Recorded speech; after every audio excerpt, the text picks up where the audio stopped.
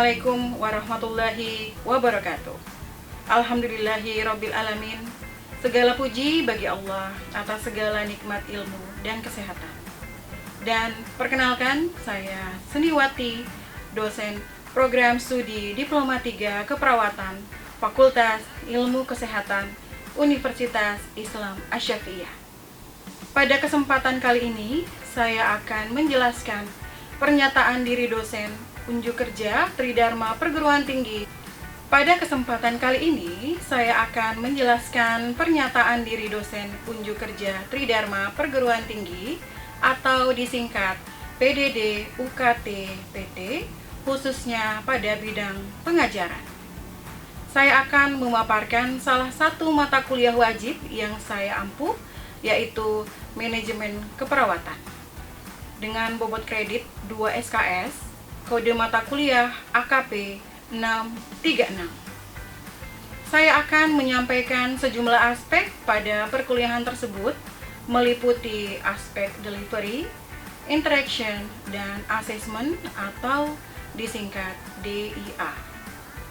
Merujuk pada aspek tersebut, lebih lanjut saya akan menjelaskan beberapa poin atau deskripsi mata kuliah, kemudian capaian pembelajaran mata kuliah atau disebut dengan CPMK, kemudian sistem pembelajaran terdiri dari mode pembelajaran dan interaksi dosen dan mahasiswa, serta sistem penilaian.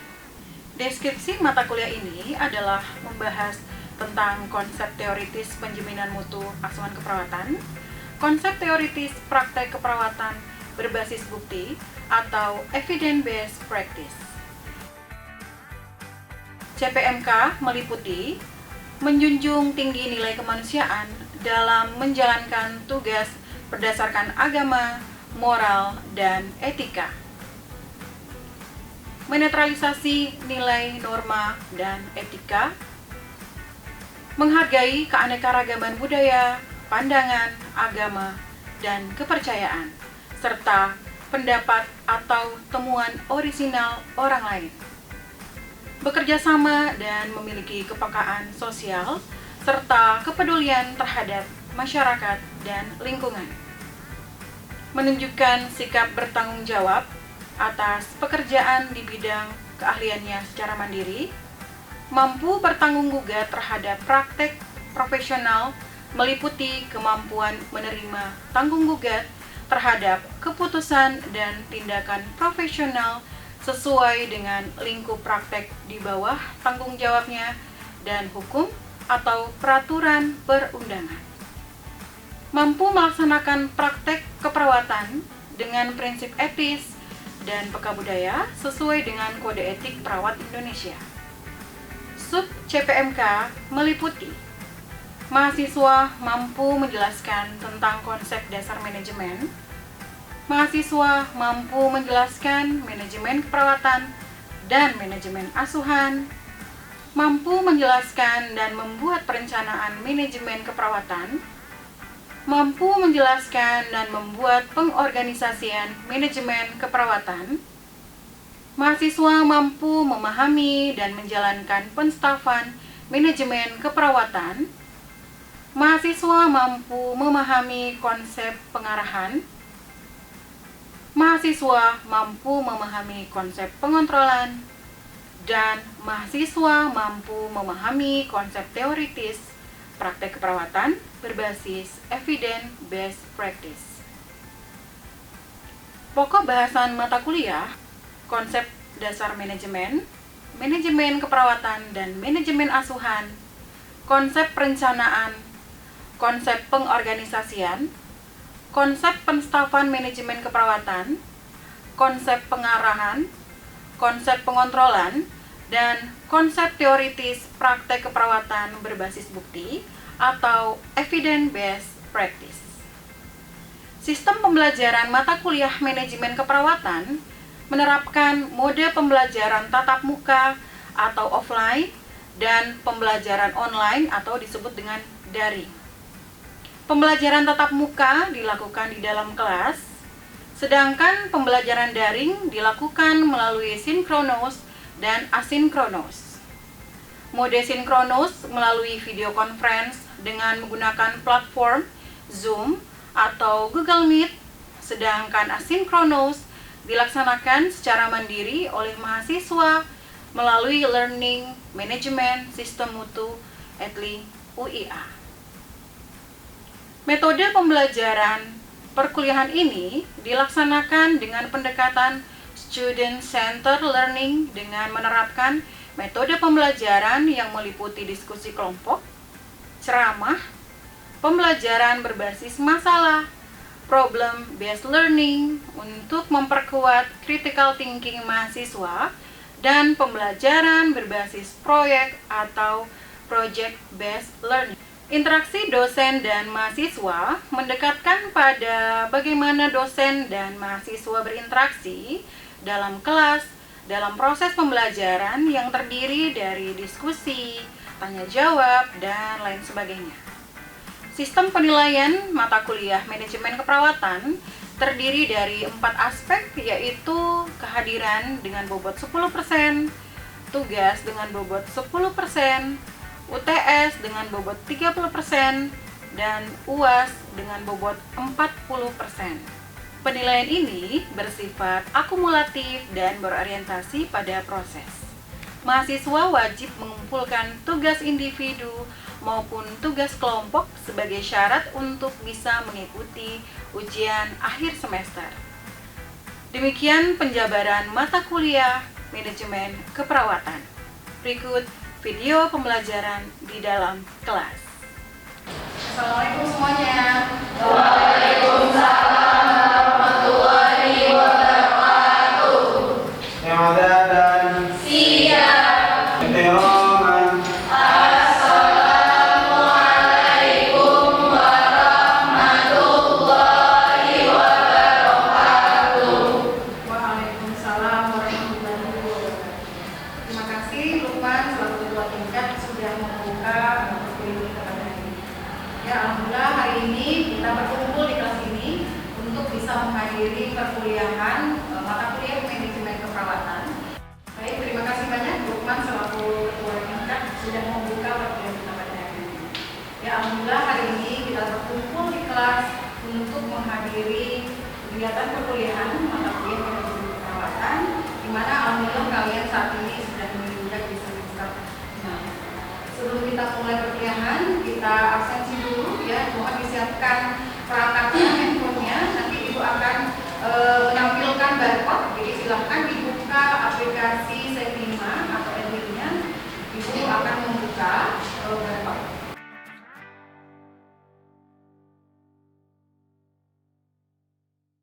Seperti yang kalian lihat di layar, tampil PowerPoint mereka yang Ibu sudah menjelaskan, yaitu mengenai manajemen keperawatan.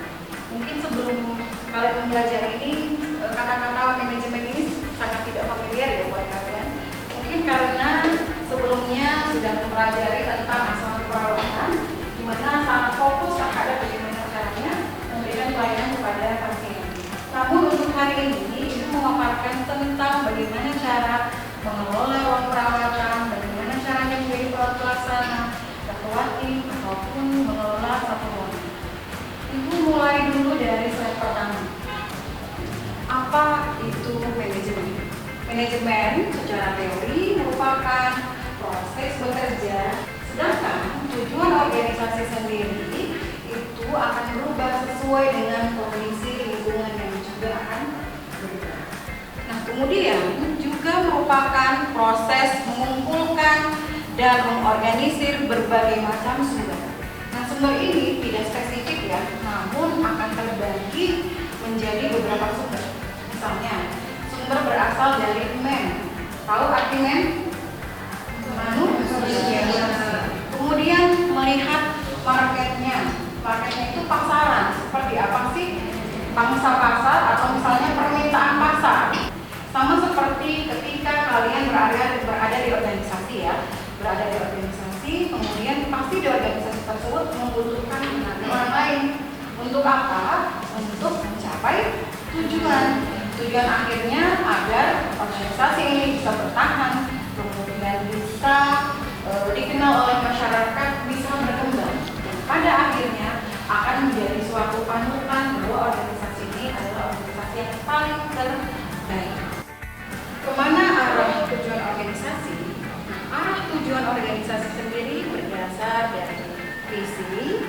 Kemudian berdasar dari misi, selanjutnya ada filosofi dan tujuan organisasi itu sendiri. Kemudian proses manajemen. Proses manajemen secara teori terbagi atas 4 ya. Yang pertama adalah perencanaan, kemudian yang kedua dilaksanakan rencana tersebut, kemudian selanjutnya adalah pengarahan dan pengendalian sumber daya manusia, fisik dan teknologi. Nah, bagaimana lingkup manajemen tersebut? Kita bisa lihat di layar ya, bahwa lingkup manajemen sendiri adalah bagaimana caranya merencanakan, kemudian mengatur dan menggerakkan sehingga memberikan pelayanan keperawatan melalui manajemen asuhan keperawatan. Namun dalam kegiatan tersebut harus ada yang namanya kontrol. Kontrol itu berupa apa? Berupa standar. Kalian yang biasanya melakukan asuhan keperawatan di kampus harus berdasarkan SOP. SOP adalah standar yang dilakukan agar yang kita lakukan sesuai dengan kebijakan yang ada. Karena ketika kita melakukan sesuatu tidak sesuai dengan standar, maka akan mengalami kerugian. Misalnya di SOP. Ketika kalian tidak menerapkan standar atau SOP, maka akan terjadi infeksi.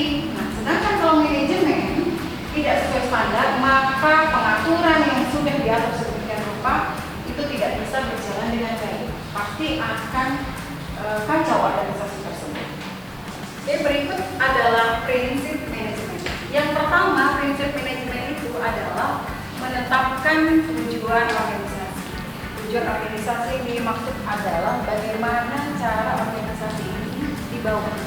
Apakah mau ke arah yang baik atau mau malah ke arah yang lebih buruk. Maka dari itu harus dibuat yang namanya perencanaan.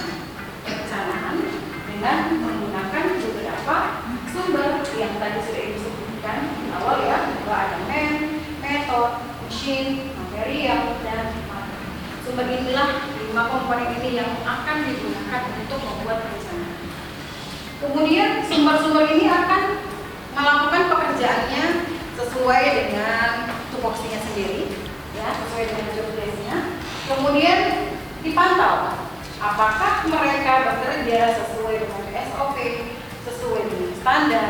Karena yang kami harapkan, yang kita harapkan adalah ke arah tujuan organisasi tersebut. Selanjutnya kita melakukan evaluasi. Itu adalah prinsip manajemen yang harus diingat. Artinya, ketika kita berada dalam satu organisasi, maka terlebih dahulu diawali oleh perencanaan dan diakhiri oleh evaluasi. Nah, ini adalah pendekatan fungsi manajemen berdasarkan Marquis and Houston tahun 1998 yang disingkat POSAK, artinya planning, perencanaan, kemudian organizing, pengorganisasian, kemudian staffing, ya, atau disebut ketenagaan, kemudian actuating atau directing, atau yang disebut dengan pengarahan. Kemudian yang kelima adalah controlling atau pengendaliannya. Mohon ini dihafalkan karena ini kurang lebih hampir sama ketika kalian membuat asuhan keperawatan. Berikut pendekatan fungsi manajemen berdasarkan Marquis and Houston tahun 1998 yang disingkat menjadi POSAK. Bisa kalian lihat di awalnya ya. P artinya planning, di bahasa Indonesia kan menjadi perencanaan. Kemudian organizing, pengorganisasian. Kemudian staffing atau ketenagaan. Kemudian yang keempat adalah directing, actuating atau pengarahan. Kemudian yang kelima adalah controlling atau pengendalian. Nah, kelima fungsi manajemen ini wajib kalian hafal dan nanti akan diterapkan ketika nanti kalian insya Allah ke depan akan menjadi seorang manajer keperawatan. Nah, kemudian fungsi manajemen yang terakhir atau yang kelima adalah fungsi pengendalian. Di mana fungsi pengendalian ini adalah mengumpulkan umpan balik dari hasil pelaksanaan. Jadi semua semua kegiatan yang dilakukan oleh karyawan akan diumpan balik, artinya dinilai. Dinilai dalam arti di sini apakah dia bekerja sesuai dengan pekerjaannya atau malah dia bekerja dengan melakukan pekerjaan temannya. Nah, itu bisa terjadi di lingkungan kerja ya. Jadi lingkungan kerja itu bersifat dinamis. Nah, kemudian secara berkala seorang pensiunan harus menindaklanjuti untuk membandingkan hasil kegiatan dengan perencanaan. Meliputi ada kendali mutu, kemudian penilaian prestasi kerja, selanjutnya adalah penegakan disiplin, kemudian ada audit, selanjutnya pola hubungan kerja atasan dan bawahan. Bagaimana caranya menerapkan fungsi manajemen POSAC pada area fungsi manajemen? Top manager, kalau di rumah sakit top manager ini adalah direktur rumah sakit, kepala bidang keperawatan. Nah, dia kerjanya lebih banyak di planning atau perencanaan. Kemudian untuk midline, kalau midline manager sendiri, kita bisa menganggap bahwa midline manager ini sebagai kepala bagian. Kalau first line manager selaku ketua tim, jadi terlihat bahwa kegiatan perencanaan ini lebih banyak di top manager. Sedangkan kalau huruf A, equating, lebih banyak first line manager atau top manager? First line manager. Jadi kelihatan bahwa equating atau DRT itu paling banyak kegiatan yang dilakukan oleh first line manager. Kemudian yang terakhir adalah controlling. Kalau controlling kita lihat di sini adalah top manager yang paling banyak ya, karena nanti top manager ini yang akan memberikan umpan balik, memberikan audit terhadap kinerja bawahan atau kinerja karyawan yang berada di bawah. Nah, kita bisa lihat skema proses manajemen perawatan terdiri atas 3 komponen. Yang pertama adalah input, di mana input adalah informasi mengenai personal, kemudian perawatan, kemudian persediaan. Selanjutnya adalah proses. Ya, kita bisa lihat di sini nih proses. Proses itu tahapannya adalah pengumpulan data, kemudian perencanaan, pengelolaan, pengaturan kepegawaian, kemudian pengarahan dan pengawasan. Berikut ada skema proses manajemen perawatan di mana terdiri atas 3 tahap. Yang pertama adalah input, kemudian yang kedua adalah proses, kemudian yang ketiga adalah output. Input di sini merupakan memberdayakan sumber daya, kemudian peralatan. Selanjutnya ada proses. Proses di sini memanfaatkan semua sumber daya yang ada untuk melakukan pekerjaan sesuai dengan job desk. Sedangkan yang ketiga adalah output. Output di sini dalam arti bagaimana caranya memberikan pelayanan keperawatan dengan pengembangan staff dan riset. Pada proses ini akan terjadi mekanisme umpan balik. Apakah kegiatan ini berlangsung dengan baik atau tidak? Kalau tidak berlangsung dengan baik, maka akan kembali ke proses input. Ini akan dikelola kembali dan akan diputar kembali untuk menjadi data awal. Dikelola kembali. Nah, ketika dia proses umpan baliknya baik, maka akan menghasilkan suatu kegiatan atau suatu kinerja. Berikut adalah proses manajemen, di mana proses ini akan disetarakan dengan proses keperawatan. Sudah paham proses keperawatan? Proses keperawatan ada 5 tahap. Yang pertama adalah pengkajian, kemudian yang kedua adalah diagnosa, kemudian yang ketiga adalah intervensi, implementasi, dan evaluasi. Nah, coba kita lihat di dalam gambar tersebut bahwa asesmen itu di dalam fungsi organisasi itu berada pada tahapan pertama, yaitu planning, di mana planning ini akan mendapatkan data sumber daya, market, machine, dan sebagainya. Kemudian di diagnosis sendiri ini ada dalam tahapan organisasikan, memberikan penjelasan bagaimana sumber daya ini bekerja sesuai dengan tugas. Selanjutnya planning. Nah, planning di atas atau perencanaan. Ya, perencanaan dalam masalah perawatan berada perencanaan dengan memanfaatkan sumber daya yang ada, kemudian diorganisir dengan baik, kemudian pada proses implementasi ada istilahnya yang namanya tadi adalah actuating ya. Actuating itu bagaimana caranya menerapkan gaya kepemimpinan. Seorang pemimpin harus bisa memahami karyawannya. Kemudian yang terakhir adalah evaluasi. Evaluasi adalah controlling, modeling, kemudian melihat kinerja bawahan agar mendapatkan pelayanan keperawatan yang baik. Baik, itulah tadi materi yang sudah Ibu sampaikan. Sebelum Ibu tutup, mungkin ada yang mau bertanya? Silakan. Saya. Banyak banget ya. Baik, mungkin Alfi silakan.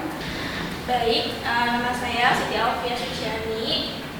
Ibu, mungkin tadi materi yang Ibu sampaikan menurut saya sangat menarik. Namun di sini ada hal yang ingin saya tanyakan kepada Ibu, yaitu pertanyaannya, ketika kita mendapatkan kondisi lingkungan kerja yang toksik, seperti misalkan antar teman kerja itu saling sikut menyikut atau teman-temannya tidak kompak. Nah, bagaimana peran kepala ruangan menghadapi situasi tersebut? Baik, terima kasih banyak atas pertanyaannya. Silakan duduk kembali, Alfi. Tadi pertanyaannya Alfi adalah bagaimana peran perawat atau peran kepala ruangan ketika mendapatkan kondisi lingkungan kerja yang toksik. Yang toksik ini bisa saja disebabkan mungkin karena ada teman yang suka mengikut, kemudian ada teman yang mungkin saling iri, ya. Misalnya nanti ketika kalian menjadi kepala ruangan menemukan kondisi tersebut, ada baiknya kalian harus mempertemukan pihak yang bermasalah. Ini untuk apa? Ini untuk mendapatkan informasi dari kedua belah pihak. Karena ketika kita mendapatkan pernyataan dari satu belah pihak saja, maka itu akan menimbulkan kesalahpahaman. Kadang kepala ruangan lebih memihak mungkin ke salah satu orang yang lebih banyak berbicara dengan dia dibandingkan ketika kita mempertemukan antara kedua belah pihak. Jadi baiknya ketika kondisi tersebut terjadi, kedua belah pihak harus ketemu, menjelaskan kronologis atau membahas apa yang terjadi. Maka dari itu, setelah itu, sebagai kepala ruangan harus bisa memberikan alternatif solusi pemecahan masalah ketika terjadi masalah tersebut. Tapi yang diharapkan adalah masalah atau solusinya adalah win-win solution. Pernah dengar istilah tersebut? Artinya kedua belah pihak tidak merasa dirugikan. Jadi menjadi kepala ruangan itu memang harus bisa memihak kedua belah pihak, ya. Jadi kita tidak mencari siapa yang salah, siapa yang benar. Namun kedua belah pihak tidak boleh ada yang disalahkan, namun tidak dirugikan. Baik, yang itu jawaban Ibu ya. Selanjutnya masih ada yang mau bertanya, silakan. Hanya Sukma yang angkat tangan. Saya mau aja kalau gitu kan. Reno. Sukma aja gak apa-apa, silakan. Izin bertanya Ibu, perkenalkan saya Siti Darman. Bertanya bagaimana cara menjalankan fungsi manajemen keperawatan yang efektif? Oke, baik. Pertanyaannya sangat menarik ya. Silakan duduk Sukma. Bagaimana caranya menjalankan proses manajemen keperawatan dengan baik? Yang pertama adalah memilih sumber daya manusia yang kompeten. Misalnya, kita berada dalam lingkup organisasi rumah sakit. Rumah sakit otomatis tidak akan memilih karyawan atau pekerja yang tidak kompeten. Misalnya perawat, mau mendaftar ke rumah sakit syaratnya harus apa? Memiliki STR. Itu adalah tolak ukur yang harus dicapai oleh organisasi untuk menjalankan proses manajemen agar berjalan dengan baik. Kemudian organisasi tersebut harus berdasarkan visi, misi, filosofi, dan lain sebagainya. Kemudian sumber daya manusia tersebut yang kompeten tadi bekerja sesuai dengan job desk. Kemudian dievaluasi, ternyata kinerjanya bagus. Ketika kinerjanya bagus, maka konsumen yang menikmati kinerja perawat tersebut maka akan menghasilkan yang namanya kepuasan konsumen. Pasien bisa kita katakan konsumen pada rumah sakit. Ketika pasien menganggap dirinya bahwa pelayanan yang saya dapatkan di rumah sakit ini cukup baik ya, ketika Jika cukup baik, maka dia akan datang lagi ke situ atau ke rumah sakit tersebut untuk berobat kembali. Artinya ketika kita memberikan pelayanan, berarti manajemen yang ada di organisasi tersebut dikatakan baik. Baik, tadi kita sudah lihat ya sesi tanya jawab oleh mahasiswa. Sekarang ibu yang mau bertanya. Mungkin Hana boleh silakan ya. Pertanyaan ibu adalah coba sebutkan 5 fungsi manajemen berdasarkan Marquis dan Kirsten. Silakan. Baik, 5 fungsi manajemen itu ada 5. Yang pertama itu perencanaan, pengorganisasian, yang ketiga ketenagaan, 4 pengarahan, dan 5 pengendalian. Oke, terima kasih banyak atas jawabannya.